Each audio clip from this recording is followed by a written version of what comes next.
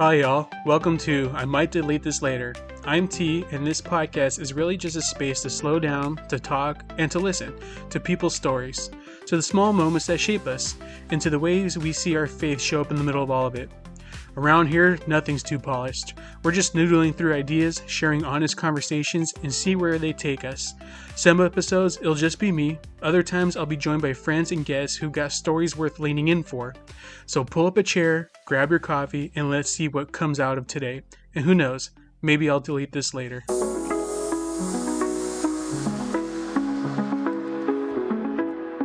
Today I'm sitting down with my niece. She's navigating a new season of life, living in Oregon and raising an 18-month-old. This conversation is about her journey, what motherhood has changed in her, and the person she's becoming along the way. Where did you grow up, and what was your childhood like? Okay, well, I grew up in San Jose, California, and I would say if I had to pick one word of my childhood, I would say chaotic. Chaotic? Yeah. San Jose. Chaotic. Why do you identify San Jose? Well, I guess, yeah, we moved from Milpitas and Campbell, but I feel like I lived the most time in San Jose from like middle school on. Dartmouth's in San Jose. That's what Noah said too. Yeah, Lee's in San Jose. Yeah, Noah's like, I know I grew up in Milpitas, but he identifies San Jose as where he grew up too. Yeah, I feel like that's where the memory starts. All right, and what was your childhood like? Chaotic. How was it chaotic? Yeah. I would say that I feel like there's just a lot of stuff going on all the time. Family stuff, school stuff? Mostly family stuff, yeah. Were you living in chaos or were you causing chaos?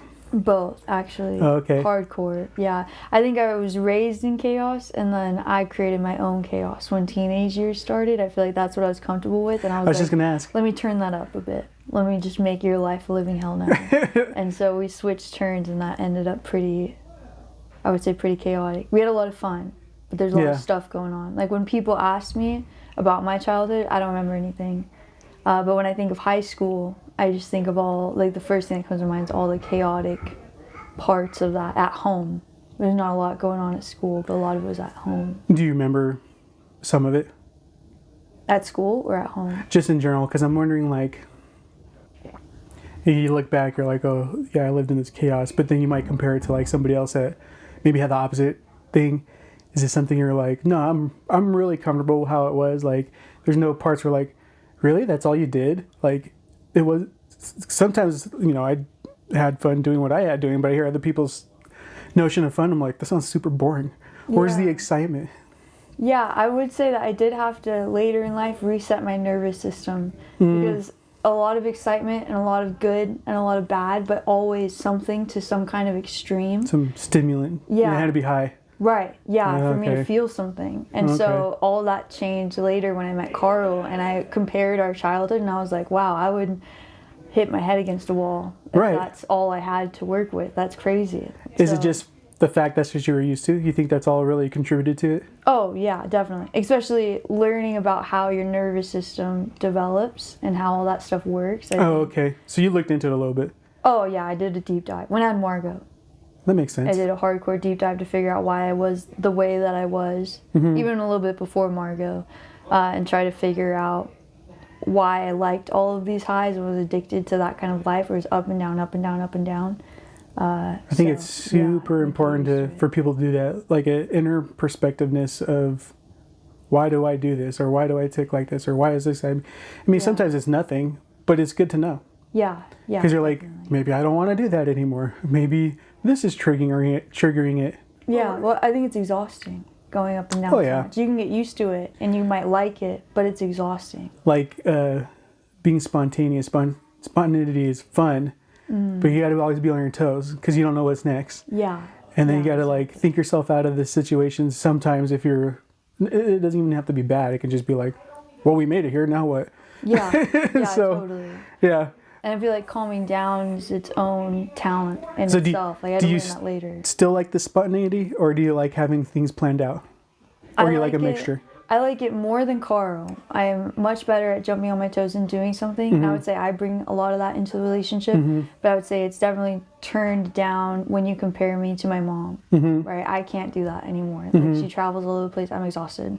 So I would say I'm like kind of right in between. I don't need, like they say type A, which you have everything planned out, A, B, and C, and that's your plan. You have to stick to the plan. I'm absolutely not like that. Like, I'll find something the night before or the day of, and I'm like, oh, this is going on. Get in the car. Let's go. So I would say You were kind of showing that when you showed me the newsletter yesterday. Yeah. There's ice skating. There's this, there's this. So like, it's all planned out. We just need to pick one. Yeah, totally. So again. So that's a mixture of a plan and a mixture like, let's just do one. Yeah, I guess so. I like that. Yeah. I'm the same way. Not all the time, I'm going to say, but I was very comfortable with being spontaneous. And I think a lot of that may be attributed to not just your mom, but just like my family in general. Because like Mamas and Bambas were also, or at least Bambas did it too. But my one thing that always stuck in my mind is being asleep, dead of night, being woken up, middle of the night. Hey, Terry, wake up. We're going to go crabbing. I'm just like, what? Oh. Okay, get dressed. I'm like, I guess we're crabbing now. And next thing I'm out by the ocean just freezing. But we caught crabs and stuff. I'm like, it was cool. Yeah. But it was very random. And then I asked later, like, how did it even come up? Like, I know we went crabbing because that's what we did, but how did you guys even feel like, we were drinking, we were talking about fishing, and this and that, and it's like, oh yeah, crabbing, like, let's just go now, let's just go crabbing now, like, yeah, wake up the kids, let's go. That's so fun. Yeah, and it was cool, but like, I look at my wife's side of the family, they wouldn't do anything like that. Never. They're very much planners. Yeah. And so was she when I first started dating her. Yeah. And then now she's like, more comfortable, because I still will be like, so what are you gonna do today? I'm like, I don't know, because I don't have any plans. And so I'm like, let's just go for a hike, or let's go for a drive, or let's do this. She's like, yeah. But before she'd be like, well, what's next? She had to know every step to the end. Yeah. I don't know. I actually think that bothers Carl still, because I'm the same way, where I'll just go step by step. I'll be like, oh, there's a market. We're at the market. I'm like, oh, let's go do this. And Carl's like, well, when are we going home? Like, what do we need to do in order to be at the end goal? Like, what is the plan? So very similar to Karen, where I'm like, I don't have a plan, man. Well, with the kid, it's easier. Here. You know the kid needs to be down by a nap by a certain time. Yeah, like true. Our day is free until this time, then we know we have to go home. Yeah. I think that's kind of like, okay, well, I'm all right with that. Especially if they're homebodies and like, I just want to know when I'm going home. Yeah. I don't care about anything I want to know when I'm done. Yeah, totally. That's fun. That's cool though that you dialed it back, you looked into it. I mean, that's all part of, I think, growing up really. Yeah. It's a healthy lifestyle, because people will live the way they live without ever realizing what they're doing. And you're just leaving people in the wake of your decisions and actions. Yeah. And you're like, well, what's going on? They're all tumbled over and falling. And you're like... I would say that when I didn't do that reflection in like the early teenage years, there was just a lot of destruction, right? So like I would have so much fun and then wake up the next day like, oh my gosh, I don't want to live this life anymore. But then you keep doing it because it's a lot of fun in the moment. It is a lot of fun. Yeah, so I think I got pretty tired. I was like, all right, we got to really reevaluate. Like everybody, right? You go coming to age around like 19 or 20, you're like, we got to figure this out. At least I had to figure this out. So what would you want for Margot? Would you just want her to stay in that mixture of like, oh, we like just kind of like winging a little bit, but also it's good to have a plan, or at least a backup plan? I mean... Yeah, 100%. I think the mixture of you two, basically. 100%. Yeah, I would be so sad if she ended up very rigorous like Coral, but I would be equally sad if she couldn't, because I feel like the chaos and spontaneity or whatever, it lacks grounding. And that's where I was like, I don't have a grounding point. And so that was really hard to establish. So I would hope with us raising her together that she has a grounding point and she knows how far she can jump from that grounding point and still land pretty solid. Does that make sense? I really like that actually. That. Yeah, that's our goal. You think about grounding point, and I was thinking of the word like anchor. Like, what are you anchored to? Yeah, totally. That's cool. Very cool. How did you imagine adulthood when you were younger? Oh goodness, adulthood. I guess I saw myself kind of doing like I'm very lucky in the way that when I was younger, I saw adulthood as like very responsible, but still having the freedom of having a lot of fun. And I feel like there was some points in high school where I had that freedom when I lived with my mom towards the end, but I also had the opposite with my dad when I lived with him for like 2 years without my mom, where it was like very, very rigid and I lacked that freedom, but I saw the responsibility. Like my grades went up. I never got in trouble. I was driving just fine, no speeding tickets or anything. And I switched over to my mom. And there was too much flexibility. I was getting speeding tickets everywhere. I was getting a lot of trouble, whatever. So I saw adulthood as again, like the balance of the two. And I also saw a lot of travel. And so I thought like adulthood is paying your bills, making a ton of money, more money than I'm making now, and then traveling and just living life to the absolute fullest. I thought that's what the epitome of adulthood would be.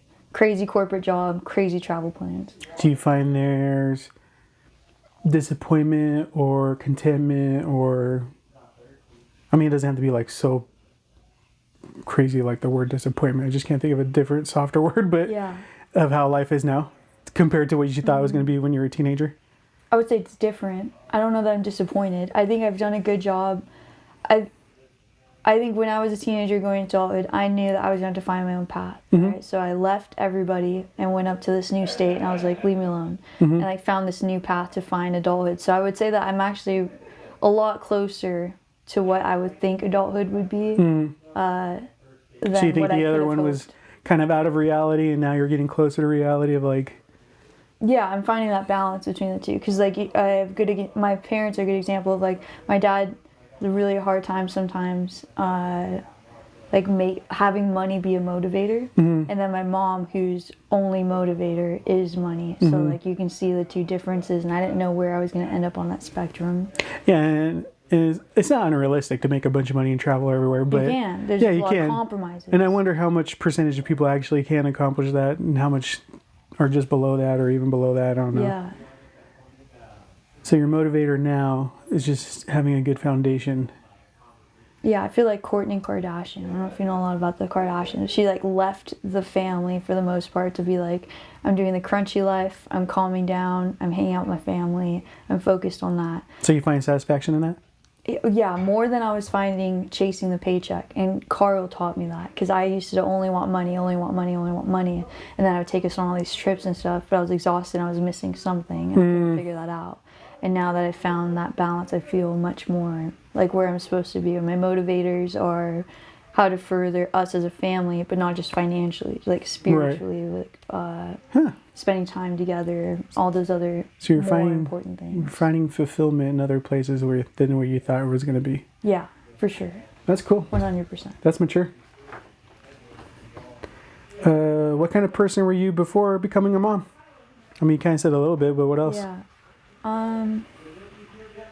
I feel like I'm the same kind of person as a mom. I really enjoy leaving the house. I'm one of those people that has to leave the house every single day, no matter what. I gotta go do something. Yeah. Okay. If I spend a day in the house, Carl comes home and is like, what's wrong with you? And I'm like, I want to die. Like, this is horrible. So I leave the house all the time. I go on all these different adventures. Having Margot hasn't changed me in a lot of those important aspects. I still will go on like a 12-mile hike with Margot on my back. I'll still go find new places. The radius is smaller. She's in like her car seat. Right. So my nervous system will get absolutely wrecked if we go more than 2 hours. But, okay. But I would say I haven't changed much in that. I do like that spontaneous day trip type deal. So I would say I was that. I did do more extracurriculars, right, that maybe I shouldn't have dipped my toes in, that I don't now as a mom. Oh, okay. Because I need to keep my head straight and narrow and make sure that I know what's going on and I can take her anywhere that I need to. So I would say that's the biggest change, but that needed to naturally change anyways. So that didn't feel like I was fighting against the machine to do that. Heading that direction. Anyways. Yeah. Yeah, so. So what's your fallback outdoor adventure? Hiking, I would say, yeah. But I love hiking. What's your favorite spot? I have the Deschutes River Trail, which is such a cliche, but it's so long and it's through all of Bend. You can spend hours and hours there. Really? You can do 2 miles, 6 miles, 12 miles, 15 miles. Dang. So, have you done the whole thing?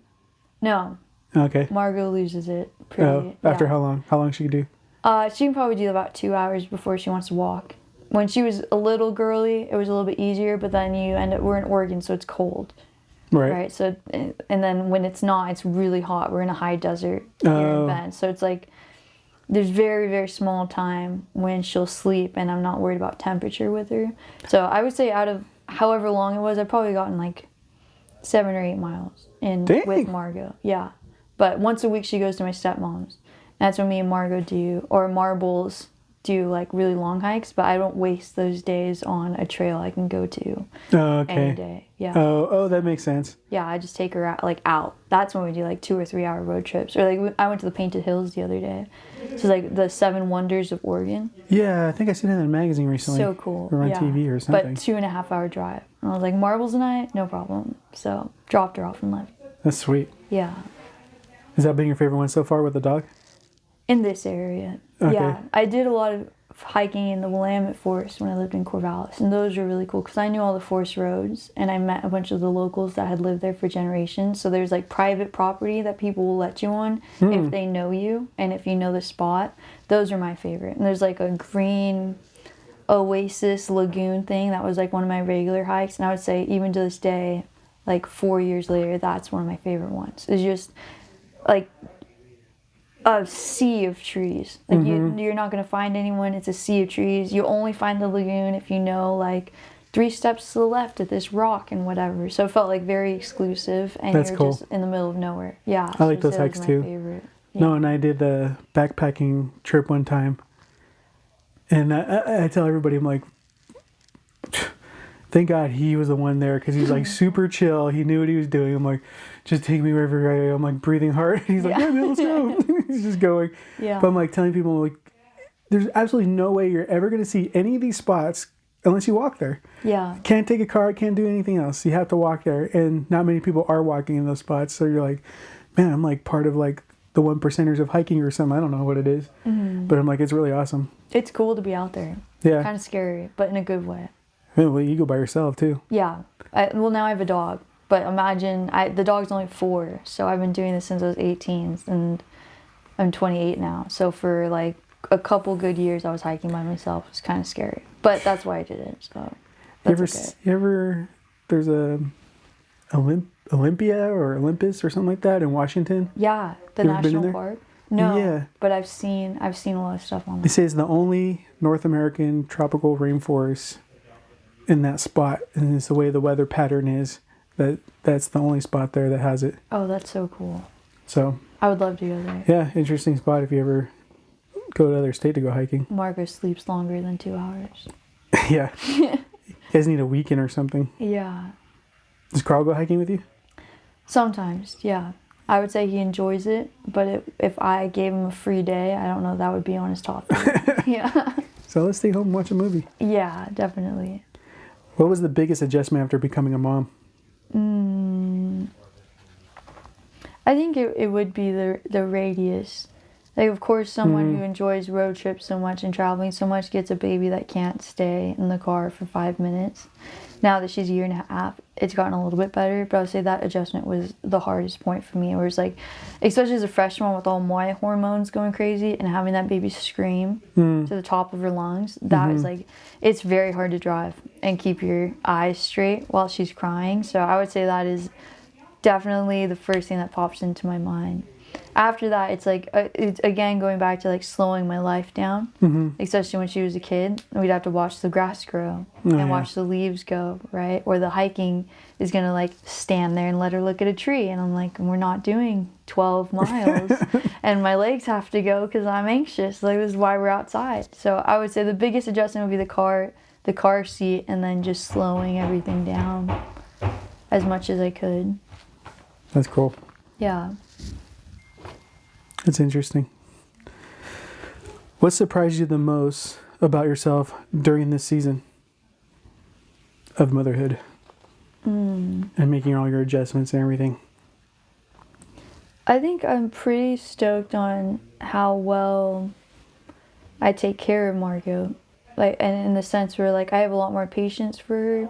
Before she was born, I freaked out. Like, when I was pregnant, I was 26, and I felt like I was 16 and pregnant. And I was scared I was not going to bond with her. And everyone told me about how, my mom probably had, like, postpartum depression or something, that everyone was telling me about this block that she had experienced of like bonding with me. It took a really good minute, a hot minute. She even told myself, she's like, it might take a minute. And so I was pretty worried about it. And then they're screaming all night, and like, how are you gonna bond with that? So so I was pretty surprised at how well and how hard I bonded with Margot, and then all the parenting decisions that we've made based on that. Like, we're all about like the attachment parenting and like trying to teach her about emotions, or like caring for her every time she cries. And so I told Carl, like, no babies in the bed, we're giving her a bottle, I don't want to hear it, you're gonna have to go change the diapers every single time. And now I'm like, she's crying, we need to pick her up. Like, we need to pat her and help her. So I was pretty surprised with how nurturing I ended up being. I feel like that was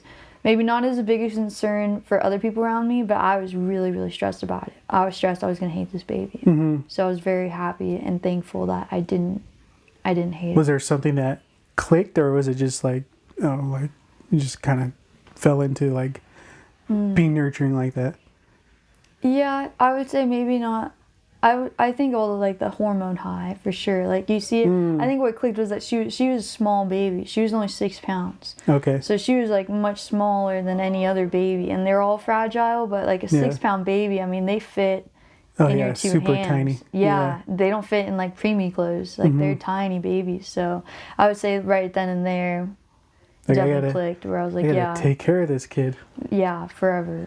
I know. And as they get older, that will actually deepen. It never really? Because then they'll start walking and start talking. Yeah. And you realize like the world can be exploding behind you, and they're just looking at you like, Mom, what do we do now? Like, I want to be with you. And it's direction. Like, all right, let's go. It's me and you against everyone else. And it's cool to introduce them to everyone else, because they love all their family members. But literally, like, you read politics, you read all this stuff, and I mean, sometimes it feels like the world's going to hell. Yeah. And they don't care. They're like, I'm with you. And you're like, that's right. Yeah. You're my road dog. We're doing this. Yeah. What has motherhood taught you about patience and love? It needs to be endless and unconditional, right? Sometimes it doesn't always come endless and unconditional in certain situations, but I think being a mom for a year and a half has taught me that whatever your boundary is or your limit, you gotta double it, and you got it. You just gotta dig deep for it. Shoot, good for you. But I feel like I didn't have a lot of threshold. She's taught me a lot about empathy and like trying to think like, what is she experiencing? And I think I did a good bit of that when I was doing my reflection into your early adulthood, and you try to figure out who you are and what you need to adjust and all that stuff. But she really like hit the nail in the coffin as far as that goes. So yeah, I feel the same for my kids, and I think they did the same thing. They taught me empathy as well, and it hit me so hard personally. I'm like, something just snapped at me. I don't know what's wrong. I think I need to go see a doctor. No. Yeah, because I didn't know what was happening. Yeah. And then I was telling my friend, he's like, dude, that's normal. You can do this. I'm like, you don't understand. I'm having a psychotic break right now. Yeah. And he's like, no, dude, it's normal. I'm like, I don't believe you. And I'm just like trying to figure it out. And it was basically empathy. I was like, huh. and just try to navigate that. Yeah. But it was because of the kids and their innocence and their perspective on things. Yeah. I mean, obviously they want what they want because they cry about it, like, this is mine, whatever. Yeah. But they're also so willing to forgive and forget and to move on, and like they see someone hurt and like, oh my gosh, they're already feeling the same pain as this other person or kid, and you're like, what the, like, when did we lose that? Yeah. It's crazy. Point? Yeah. And you're like, that's probably in me still. If you're going to make conscious decisions, like, that's in me still. Yeah. But yeah, that's a good answer. I like that. So, and doubling down on patience. Oh my gosh. Good for you. This girl. I have to. Crazy. It's a daily task. Yeah, and it is interesting because I feel like I grew up in a yelling household where yelling was almost a love language, and that was a huge point of contention for me and Carl when we were first trying to figure this whole thing out, like 7 years ago. We're trying to figure, we came from such different worlds, so we're trying to figure out how to bridge that gap. But the thing with Carl is, if you haven't noticed, he will never yell at me. Like, it's been 6.5, 7 years. That man has never yelled at me. And I used to yell a lot. I'll yelling all the time. And so I'm glad that we have been together for long enough where that has broken the habit. So with Margot, my first instinct's not to yell at her, Like Right. I was yelled at, you know, like you try your best, but eventually it hits that point. With Carl, there is no that point. That point doesn't exist. There's no yelling. You find that bizarre? So, it's a little wild. It's a little wild, yeah. But I think it's helped. I mean, it's healthy. Like an insane, yeah. I think it's bizarre because I didn't come from that, but it's not Right. bizarre in that it's not. It shouldn't be normal. And so my hope with Margot would be that is your normal. There is Right. no reason to raise your voice like that. The points get across. 7 years later, we get the points across. Yeah. It's crazy how much you can talk about without yelling. So, Yeah, yelling is just basically you got past the point of like common sense to like self-control. yeah, or self-control. There you go. To, you know, whatever it is. And a respect kind of thing. I mean, most of the time you're not fighting in a bar. Like you can hear each other. There's no reason that you need to go up a notch. But I'm still learning it because I still will yell. But now, I mean, look how old Isabella is. Now it takes me a lot longer to get to that point. yeah, And because Isabella's older, I can be like feeling myself getting to that point so I can tell her, listen, whatever you're doing right now, it's making me really mad. So you either need to stop or go somewhere else. yeah, Because you're already getting me to this point. She will yell. And that's probably a lot of our faults because we were yelling a lot in the beginning, but then we course. stopped. But now I'm having a conversation like this and her volume starts going up. I'm like, listen to how high I'm talking. This is how high your conversation should be as well. And then comes right back down. but that's nice. Then you're modeling how to calm yourself down just like that. Like Right. even though she started yelling, you can teach her to Right. bring it back down. I'm like, we need to match volume. yeah, that's really cool.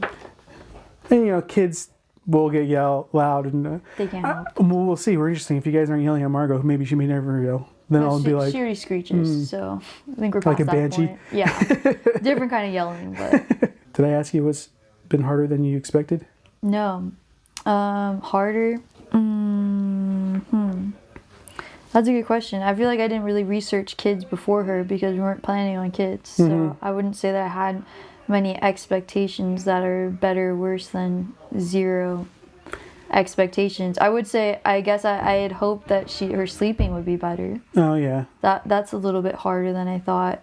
But even so, I handle that much better than maybe other people. Like my friend has a baby, 6 months old. She's like, I need to throw this baby against a wall. And I'm like, oh, I didn't reach that point until a year and a half. Right. So that's cool. That like a reflection on myself. I'm like, okay, we made it. But I used to party hardy, so staying up all night wasn't foreign. But you look at Carl, who, like, if he doesn't get a block of time, whether that's 4 hours, 8 hours, 6 hours, whatever, he's like delirious when he wakes up. And I know that it's really, really hard on him. So I would say that's been jointly one of the harder pain points I wasn't expecting. I thought baby, like newborn, didn't sleep.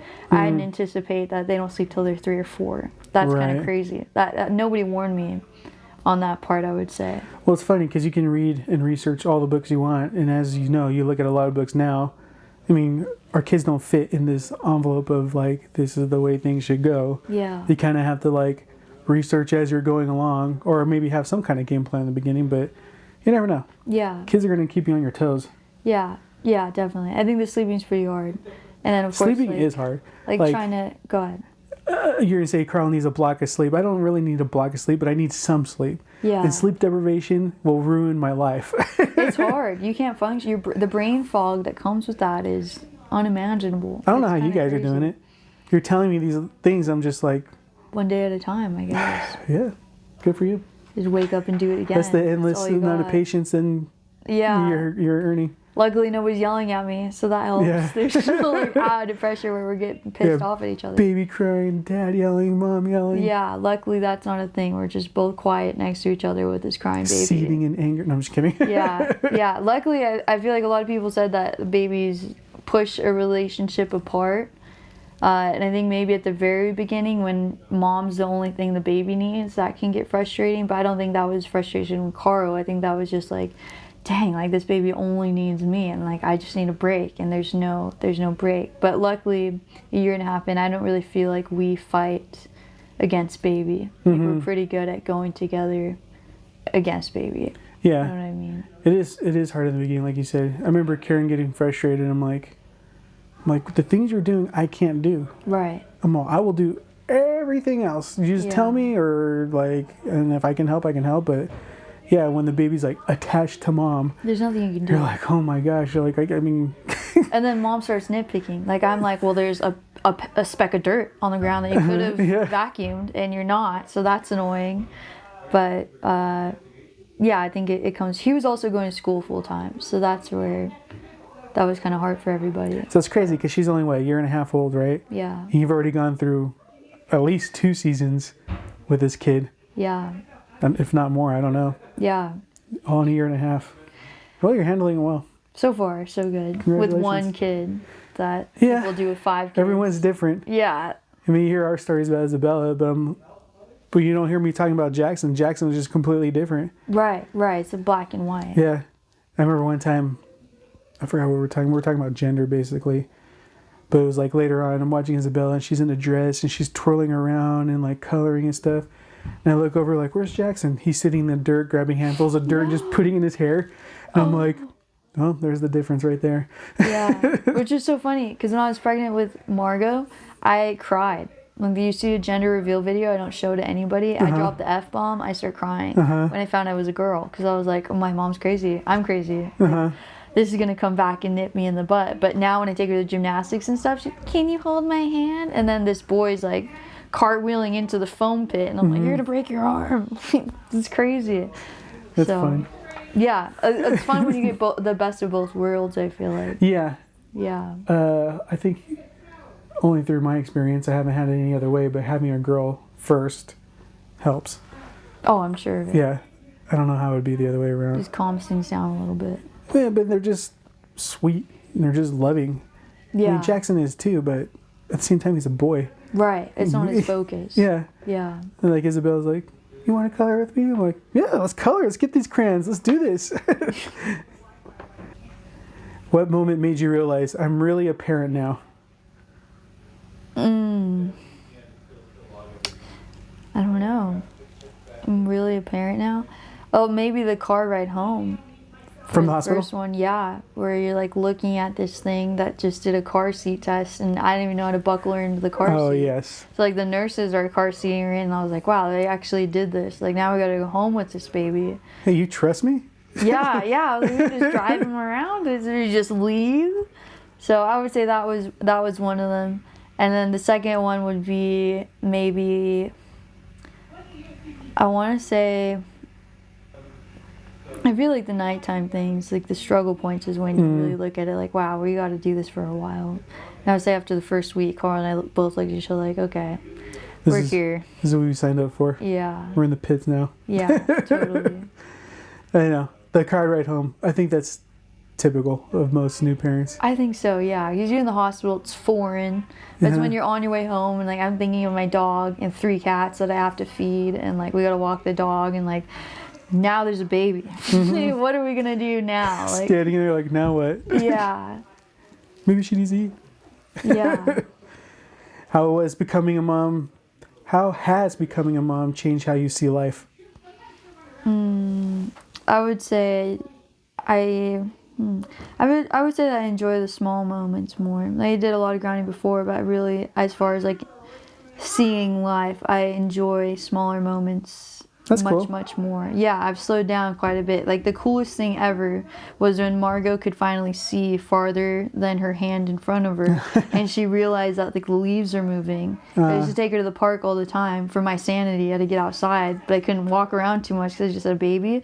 So I would sit on the blanket and just watch the leaves. And I remember the day when she looked up at the leaves and was stoked. And I was like, oh, you can see that too. Like, that's awesome. So I say like little small moments like that. Or she went down a slide, which was so cool. And I was like, wow, you can do that by yourself. Or high five. She just learned like fist pumps. And then she also learned how to say I love you recently. And she doesn't say cool. it right. So it's like the cutest thing ever.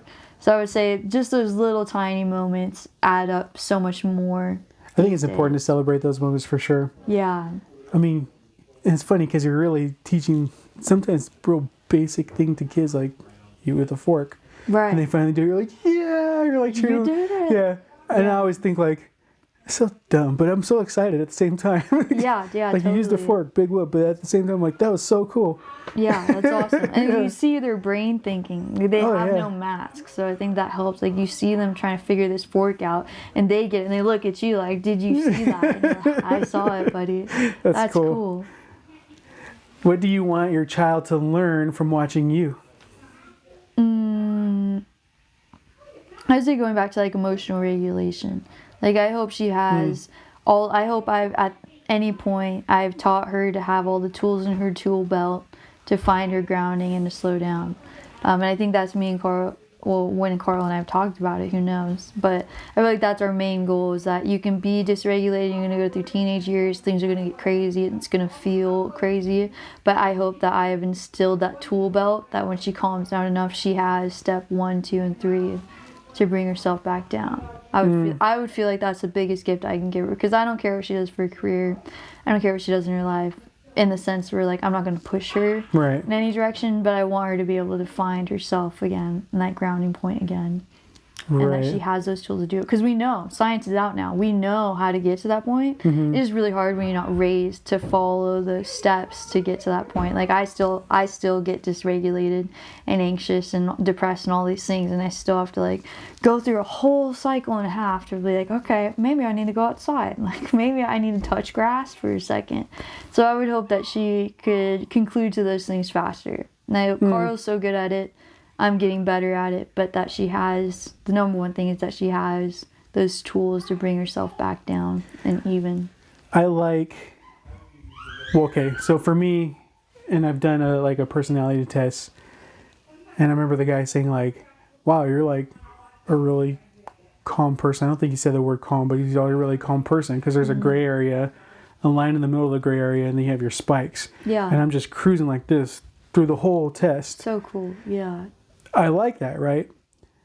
And I'm comfortable there. And my kids aren't like that. And I'm glad they're not, because I want them to have emotional highs. I mean, I don't want them to have emotional lows, but I want them to get out of that gray area, like super excited about something. And they do get more excited than I would. And I got to remember not to instill my personality traits. Like, it's cool to get super excited. Yeah. Yeah, and I hope you don't expect me to reach that pinnacle where you've met, because I don't. Yeah. I mean, I can fake it, but then I find it disingenuous to like fake a really high excitement. I'll be super proud. I'm super stoked, but within my gray area. Yeah. And so like even when Isabella gets emotional, I'm like, let's bring it down a little bit. I kind of don't want to bring it down too much, because it's okay to be emotional. It's okay to hit these lows and highs. And like you said, to have that anchor to kind of come back in the middle is great. I think it's important, but I never wanted to tell them it's not okay to be really high and really low. Yeah, you don't want to dim their sparkle. Right. Or bring them up too much or the good example is when they like try to make a baby laugh. I never try to make Margot laugh when she's upset. I just try to calm her down, because like, we're not trying to cancel out that feeling. We got to feel through it and then make our way back up. But that's a good point, where it's like you can't. Carl, I feel like, keep going back to this guy, but he does live in a gray area. Right. Hardcore. Like I get up and down quite a bit and bring myself in the middle, but Carl's a very gray person like that, where he could be stoked as all can be, straight and narrow. Can't even tell on his face that he's stoked. Or he could be angry and frustrated and upset and just straight and narrow, and you can't tell. And I would hope she gets the balance between the two of us. Right. Yeah. Like I said, like you were saying before, to be able to center yourself again is great. Down. Yeah.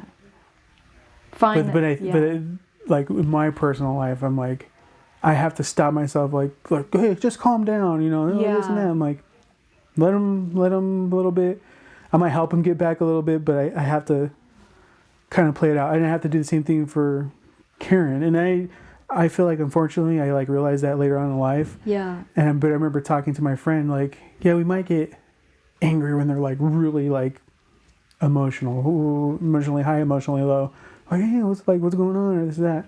But like, you married this person, you knew how they were. Don't try to change how they were. Yeah. I mean, you could be an anchor in their lives, but allow him to be super excitable. Allow him to be low, I guess. I mean, I don't like anybody being sad, so. Yeah. But I think that's kind of part of just noodling through the situation. Right, and if you keep trying to stop it, then they're gonna hit a low and not get back up. Like, I feel like that's where depressed people go, because they don't learn how to build. Obviously, the chemical imbalances, right? Different kinds of Right, that's actually a good point. But if you don't learn to feel the feels, and then you like move out of your house, you don't have your support system, then you're just like out to the wolves. Like, you have no idea how to get yourself back up to gray. Like, you just live there. To the point, you ever seen Inside Out? Yeah. Remember, she wasn't letting sadness. And I was like, oh my gosh. Yeah. That's a good way to think about it. How do you try to love yourself while caring for someone else? Oh my gosh. Well, I'm horrible at it. Are you? Honest. Yeah. Horrible. I'm working with my therapist on this. Oh, okay. Hardcore. Yeah. Kudos to you. Yeah. It takes a lot of nerve and guts to even go that route. Yeah. I feel like after the reflection in the early adulthood, I've been on and off therapy, but really dug my heels in when I got my kid, and I was like, I'm depleted in every single way. Like, what can I do to make myself feel better? So I would say the self-care thing hit a head recently. I would say like 2 months ago, where I just went, I was like, I can't even afford to breathe right now. Like, I feel like I owe everybody everything, and like I'm staying home with Margot, so there's almost like a guilt of like, I'm not keeping up with the house, I'm not doing this, I'm not doing that, and I am more emotional than Carl. I do have anxiety stages and depression stages, and I'm ignoring them, trying to push through it, and you get stuck in that low, and you can't get yourself back up. So I just talked to my stepmom about watching Margot once a week, and she asked for twice a week, which has been a huge blessing. So now I get to take care of myself. So that's where I was telling you, where Marbles and I can now do 15 miles in a day, and I feel great after that. I'll go through a mile of snow up to my knees. Best day of my life. Marbles had the best day of her life, and I'm like, I feel so good. Or like recently, I took Danielle on one of our days off. I left my kid with my dad, and we went snow hiking to what's it called, No Name Lake in Central Oregon. And I told her, like, a beautiful alpine lake. Don't worry about it. It'll be fine. Little snow, not much. And we went out there. There's a lot of snow. We barely made it. It was so cold. And we got there, and the lake was frozen over. Really? Ice hard. Threw a rock. Couldn't even tell. Didn't even make a noise. Just like landed on fluff of snow. And I was like, oh golly. But that's what I love. I like, even at that lake, exhausted from hiking through snow wet and trying to figure out what to do. Like, I live for those days. So just trying to squish in more days like that for me. I'm not a hair person, not a nail person, not a makeup person, but I gotta be outside. I was just gonna ask you, what is it about the outdoors that you think is so therapeutic? I think it's the grounding. I think it's much easier for me to be walking and working through the cycles and trying to do like Carl's really good at sitting and meditating. I can't. I will throw myself down lower than I can count and cannot work that way. But if I'm walking, and then I can do like you follow this train of thought and you let it go, and then you look at the tree and you're like, wow, that's a cool tree, or where am I going on this trail or whatever, and then you keep thinking, and then you can bring, like, I guess when you're sitting, you focus on your breath, like you let it go, and then if you get distracted, you focus on your breath.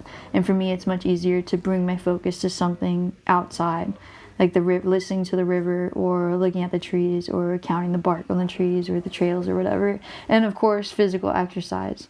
I follow the philosophy, a tired dog is a happy dog, and I don't know that I'm more complicated than a dog. Like, I just gotta be... I want to be outside, I want to run, let's go for car rides. Yeah, physical exhaustion is my best friend, so I would say the physical activity, and then just being out and listening to nature, I think is... You feel connected? Yeah, and when I'm disconnected, it's a good reminder. And we go out there and I'm like, wow, I've got some stuff to work on. If I can't connect to what's in front of me and what's around me, then I know that I need to dig deeper for a little bit and kind of do some reconfiguration. It's kind of cool that you found exactly what you need to kind of reset yourself. Which is cool, because I knew it in teenage years. Like, I feel like I didn't have the freedom to leave, but I knew I was going to move to Oregon. I knew I needed to hike it out, and I knew I needed to figure out what life's about away from all these people. So that's kind of a big gamble and a lottery to move to a state by yourself, but I did it, and it really paid off. I was like, oh wow, I knew myself enough to like know this would help. And now I've been to Oregon almost 10 years. Yeah. And I can't imagine moving anywhere else. Yeah. So it's like, Oregon's awesome. yeah, the perfect puzzle piece. I love outdoors too. So every time we come up here, I'm like, oh, this is nice. It's so pretty. When outside, I'm like, smells so good out here. Yeah. That's great though. Mm-hmm. And it's so accessible. Yeah, it's not destructive. Right. You can get in the middle of the forest in like 10 minutes from where I live, here in Bend. And then Joseph's even closer. You just walk down my driveway and you're in the middle of the forest out in Joseph. And Corvallis, you have like a 15-minute drive, middle of a national forest. It's a good life. I know. If I want to get in forest, I think I have to drive. No, not necessarily. I was going to say like 2 hours, but I was thinking Big Sur. Big Sur's nice. Yeah. I'm fortunate my kids like hiking as well. Well, it's cool because I'm like, you guys want to go hiking? They're like, yeah, let's go. Boom, Yeah. let's go. Especially Isabella. Jackson's not so much. He likes it, but he's also like kind of lazy. He's like, I want to walk. I'm like, come on. But he's very imaginative, so he likes to stay home and he likes to play with things and he likes to do this and that. Yeah. He's okay with being by himself. Isabella's opposite. She's like, where are we going? Well, let's do something together. I'll follow you. Yeah. What grounds you when you're feeling overwhelmed? So I guess that'd be outdoors. Mostly outside, yeah. And I would say now that I have my kid, like my family's definitely grounding, which took a while.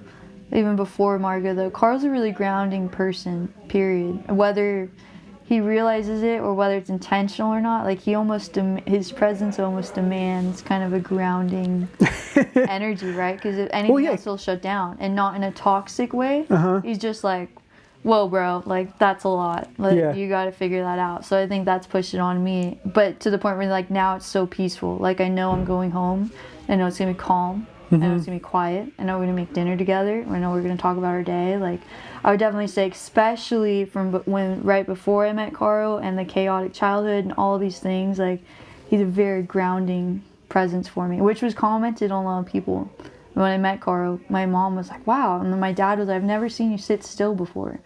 Which was crazy because I hadn't seen my dad in like 4 years, I think. We disconnected for like 4 or 5 years. And I don't know if it's been that long. It had been a while. And then when I met him, he was like, wow, you haven't picked your fingers this whole time we're sitting down. And like, you're just sitting and calm. And I was like, yeah, that's crazy. So I think the combo going outside, sitting with myself, which I hated, but Carl always like is that pushing presence for me. So where'd you meet him? Petco, which was not a calming experience. He worked there or he was a customer? Yeah, he worked there. Okay. Petco is its own chapter of my life. It's like crazy toxic workplace, but also so much fun. But that's when it's toxic, right? Like, so many good things, so many bad things. Yeah, he was a dog groomer, and I was a dog trainer. And he says it's the second time we met. I don't believe that. I don't know. But I got out of a really, really bad relationship where I learned just because you leave a toxic household does not mean you can create a healthy one, which was actually a horribly hard lesson for me because I totally walked in there so confident. And it ended up being like a DV situation where I was like, I have to get out of this. It's really bad. So after that, I went manic and I was going to go to Europe. So I went to Europe across the world for like 2 weeks or 2.5 or 3.5 weeks by myself, which is crazy. And then I come home to Petco because they saved my job and gave me promotion actually for coming back. My boss is crazy, but he's like, if you come back, I'll promote you. We missed you so much. Yeah, so I came back and then I went into the store and I looked in the grooming salon. I was like, what the heck? And I went into the office. I was like, who did you hire? Oh, his name's Carl. I was like, that's my future husband. And he was like, what are you even talking about? I was like, that's it, like for sure. You knew that? Yeah, right away. And I told Vams and Vampas that. I told my mom that. I told my dad that. And they're like, does he even know he exists? I was like, well, he has a girlfriend right now, but I'm not in a rush. Like I can wait. I'm dating around after this crazy chapter. I need time and to work on myself and all these things, but that's where I will end up. So, dude, yeah. That's cool. That made it happen, like a crazy person. But did you sabotage your relationship? No, I was patient. I waited. I got about 4 text messages from my toxic coworkers that said, Carl's single. I said, stop. Let him be sad for at least 2 months. Let him do whatever he needs to do. At 2 months, we're going to have a bar night and take everyone to the bar. And that's when it's going to happen. So we waited 2 months for him to be sad, did whatever he did. I don't even want to know. To this day, I don't ask. And then I said, oh, the whole store is going out for the bar. You must come. And he slept in my bed that night. Nice. Awake. of course, or like not anything weird, but everyone was passed out on my floor and we're the last ones awake. So I was like, oh, you have to come sleep in my bed, and then we'll go to work the next day. So I dropped everyone at work, and we're like, me and my boss are crossing our fingers, watching this show of hungover people all at work. And he was like, what did you do? And I was like, guess who was in my bed this morning? My plan. Yeah, I was like, he made it. And like nothing weird happened, nothing inappropriate at all. But I was like, I told you. And this was step 1. So I'll let you know when step 2 happens. He knows all this? My boss? Carl? Yeah, I told him later. You can't tell him right away. That's crazy. Yeah, that would be crazy. Yeah, I told him later. Smart. 100%. Women are planners. See, you are a planner. For that, yeah. But I knew what I wanted. Yeah, or like I'm not in a rush, and I got it. But I think what's cool about Carl is that the way he interacts with animals is so unique. And it's the way that I interact with animals, which is so hard to find. Like you can look at a dog and know exactly, scientifically almost even, what it's feeling, what it's thinking, what it needs, and all these things. And I think that's people are like, oh, my dog wants this. I was like, your dog's nervous. He doesn't want to be here. He doesn't want to be on this walk, and he's not stoked on me. Or he's super happy, and you're saying you're upset. Like it just doesn't. There's such a big disconnect between people and animals, and I feel like me and him share that, which is so hard to find.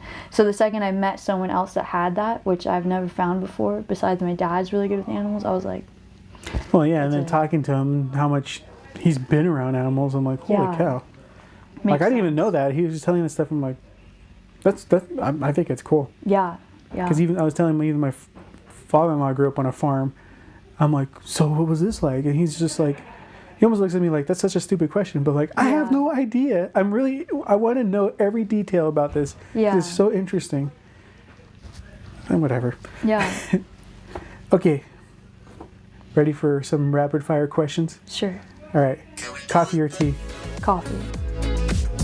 What kind? What's your Starbucks order? Vanilla latte. Starbucks or Pete's Coffee? Starbucks. Okay, just checking. Early mornings or late nights? Late nights.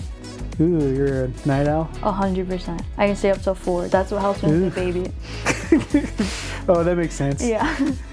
One thing you miss from pre-mom life? The night outs. Partying?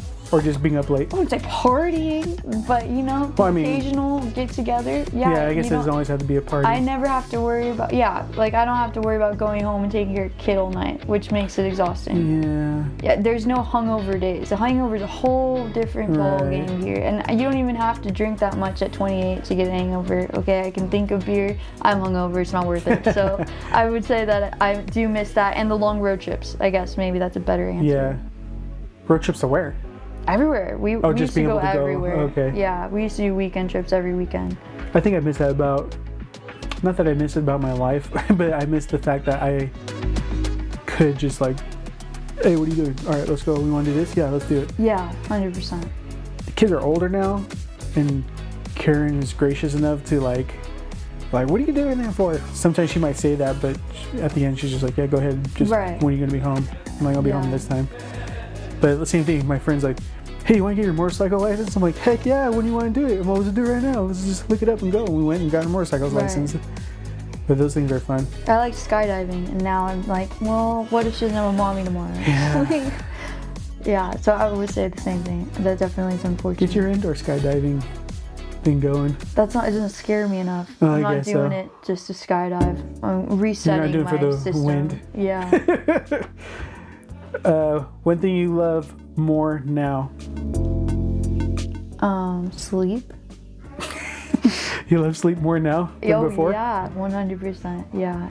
Damn, you're getting old. Movies. Yeah, movie time, sacred time right now. She doesn't watch TV, so anytime I can watch a movie, and she's not crying. Oh, you watch it with her? No, she doesn't watch TV. So you and Carl watch a movie? Right. If we put her to bed and we can get through a whole movie without her sleeping. Nice. One of my favorite things. Yeah. I remember my pastor was talking about how his kids go to bed like at a certain time. It was like 7 or 8. All of them. They're from teenagers down to, I guess, preteen. But even the daughter, I think, she's like, why do we have to go to bed by 7? It's like, so-and-so's parents let him stay up all night. He's like, are her parents divorced?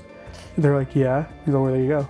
Yeah. He's like, we need our time together. Right. He's all, and we do the same thing with our kids. 7:30, go to bed.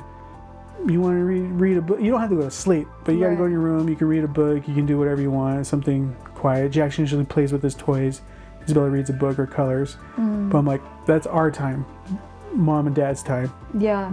You had us all day. 7:30, you guys go to your rooms now. Yeah, we need to chill. Yeah, and I think from here on out, you guys need to be doing that. Yeah. For sure. Because otherwise, you just spend all your energy in the kid and not a lot into the marriage or relationship. Right, yeah. Favorite thing your child does right now? She says, I love you. And it's really weird and it's hard. How's it weird? How's she say it? I love you. Or I love you, Dada. She thinks I'm Dada half the time. But I know it's towards me because she's looking at me. She's looking at me. Yeah. So she can't say the L? She says the L. She doesn't have like love. The of. It's hard. So you love. Oh, okay. I love you because she's trying to do the O. I haven't heard her say it yet. She doesn't do it in strangers. It's a new thing. Oh my gosh. Yeah. You get a recorder. I have one. I'll show you. Okay. Biggest mom win this week? This week? What is today? Thursday? So I would say the biggest win.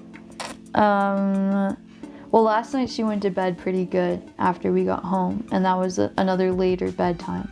So say like our transfer went really well. Oh, good. I would say that was a big win. Yeah. For sure. Yeah, I put her to bed. I was in the shower by like 9:30. Huge win. So this sleep thing is really overshadowing a lot of your life right now. She's going through that regression, yeah. Right now she's going through stage, and then people are in town, and so it's quite a talent. What's one thing you hope your child knows about you someday? Maybe just like I would say the self-work that I've put in. I would like her to know that how much work it takes to get to the point you want to do. Not necessarily like in a career, but just like a lot of people don't take the time to do that personal development, right? Or they say they do and they haven't really gotten to the root cause of things. And I would like her to know more than anything that that's something that I've done and gotten to that point. You're not from chaos. doing this willy-nilly. You're like, yeah, it's very intentional. Yeah, it's very intentional, but it's worth it, right? So yeah, maybe that. Guess you got to work at things that are important, right? Yeah, and make sure that there's personal growth. Like never lose sight of always growing. I like finding it. that progression. Yeah, maybe. You guys are gonna have a good next season, hopefully after the sleeping thing. Yeah, she's a cool kid otherwise, so I know that the next season. Yeah, she's fun. She's adventurous. She gets crazy. into things. Yeah, she's like very, very fearless when it comes to like jumping on things and climbing. So I think she'll be good to go. Cool. Yeah. Well, thank you. Thank you.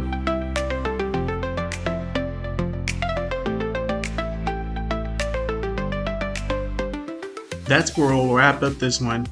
It's really good sitting down with my niece and talking about this new season, life in Oregon, motherhood, and the way it's already shaping who she's becoming. I appreciate her openness and the realness she brings to this conversation, and I hope you got something out of it too. Thanks for hanging out with us and listening in. Until next time, and yeah, who knows, I might delete this later.